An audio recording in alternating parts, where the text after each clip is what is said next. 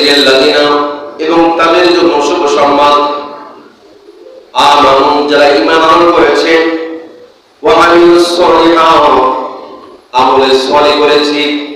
কে বলছে? আল্লাহ বলছে।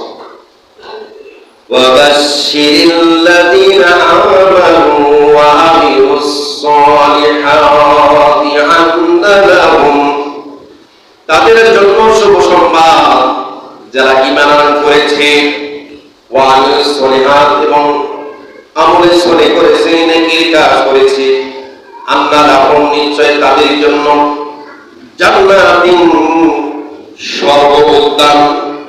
কার জন্য?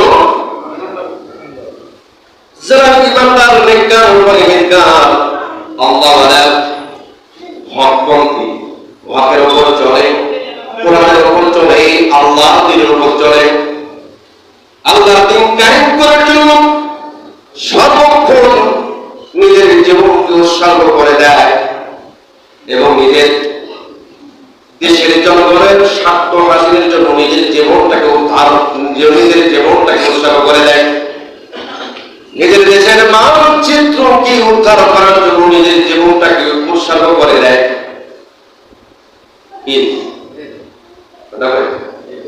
মানচিত্র কি? আমাদের দেশের মানচিত্র সবুজের পতাকা মানচিত্র। এই মানচিত্রটা তৈরি করেছে একজন গরিব দুঃখী। এই দেশের স্বাধীনতার পতাকা পথ করে উঠছে, এই সবুজ লাল সবুজের পতাকা কোন বড় শিল্পপতি কোটিপতি উদ্ধার করে নাই। এই আমার দিন মজুর, ধান কাটা, কামলা, দিন মজুর পা ফাটারাই করেছে। কথা বলি। আর এই দেশের টাকা কোন গরিব দুঃখী লুটপাট করে না, লুটপাট করে না উচ্চ শিক্ষিত শিল্পপতি কোটিপতি তারাই করবে, ঠকতে চুরি করে। কথা বলি।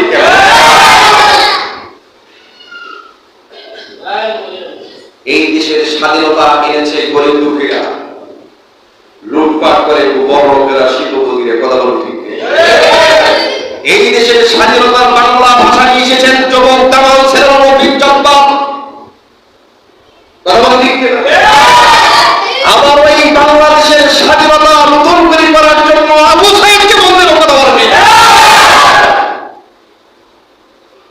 নিঃসন্দেহে আবু সাইদ জান্নাতি শহীদের মর্যাদা পাবে, ইনশাআল্লাহ পেয়ে গেছে। নিজের জীবনকে মা করে দেয়। 18 কোটি তৌহিদি জনতার সমস্ত পরিবারের সমস্ত যুবকদের চিন্তা করে, ছেলে মেয়েদের চিন্তা করে নিজের জীবনটাকে আগে দিয়েছে। কথা বলেন।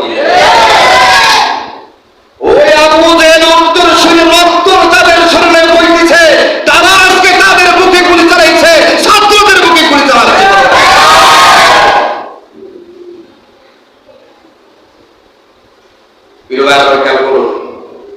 আজকে যে সমস্ত যুবকরা মাঠে ময়দানে শুয়ে আছে, না খেয়ে পড়ে আন্দোলন করতেছে, আজকে আমরা যারা তাদেরকে সাপোর্ট করছি না, তাদেরকে সহযোগিতা করতেছি না, আমার মনে হয় আল্লাহর কাছে আল্লাহ পাক বলে যুবকরা যখন শহীদের মর্যাদা পায় আল্লাহর কাছে কাজ করে হিসাব যখন শুরু হবে, আমার আল্লাহর সামনে যদি প্রশ্ন করি, আল্লাহ আমরা আজকে এই বাংলাদেশের জাতিটাকে, মুসলমান জাতিটাকে, এই বাঙালি জাতিটাকে আমরা আপনার কাছে বিচার দিলাম, এরা আমাদেরকে শহীদ করেছে, এই দেশের জনগণের আমরা হক প্রতিষ্ঠিত করার জন্য এরা শহীদের কথা বলে নাই, এরা আমাদের পক্ষে সাপোর্ট দেয় নাই। কথা বলে নাই, এদেরকে জাহান্নাম দাও। শহীদের আমার আপনার অবস্থা কি হবে? কথা বলে ঠিক। আর আপনাদের শরীরে যদি মুসলমান রক্ত থেকে আজকে শপথ দেবেন, কোন পুলিশের ঘরে বিয়ে দিবেন না, কোন পুলিশকে মেয়ে দিবেন না, একজন ইমানদার কোন পুলিশকে মেয়ে দেওয়া যায় না। আমি আজকে ফতোয়া দিলাম, কোন পুলিশের সঙ্গে কোন মেয়েকে দিবেন না। এদের চরিত্র ভালো না, এরা ফলা হয়। কয়টা শব্দ দিয়ে পুলিশ হয়? হ্যাঁ, কথা কয় না। কয়টা শব্দ দিয়ে পুলিশ? ব্যাখ্যা নেবেন? কয়টার পর লইসেলি দন্ত সব কি হলো? কথা কয় না। আরে কথা করিয়া 3 শব্দের পুলিশ। তাজির পর লুসার পর সন্ত্রাসী মেনি পাইছে। তাজির, লুসার, সন্ত্রাসী ইন্টারিয়া পুলিশ, সব পুলিশ কিন্তু খারাপ না, কিছু পুলিশ ভালো আছে। যে দেশের জনগণের টাকা দিয়ে যাদের বেতন হয় তারা আজকে আমার সন্তানের মুখে গুলি চালায়, এটা কি মেনে নেওয়া যায়?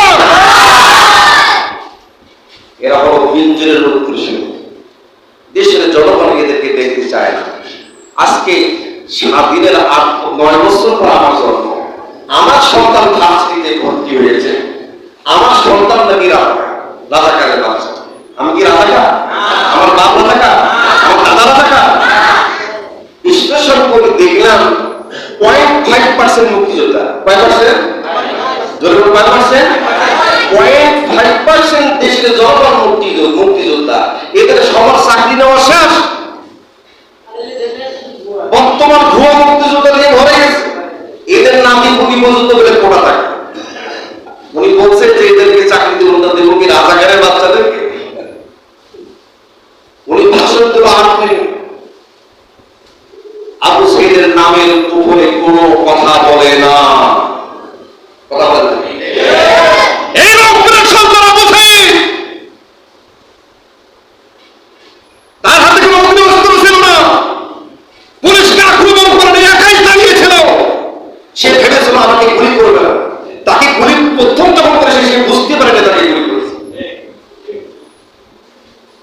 ঠান্ডা মাথায় তাকে খুন করা হয়েছে। এই পুলিশের চাকরি চাই আমার কোনো লাভ নাই। আসিফ নজরুল স্যার বলছে স্বরাষ্ট্রমন্ত্রী পদত্যাগ চাই, আমিও সেটার সাথে একমত।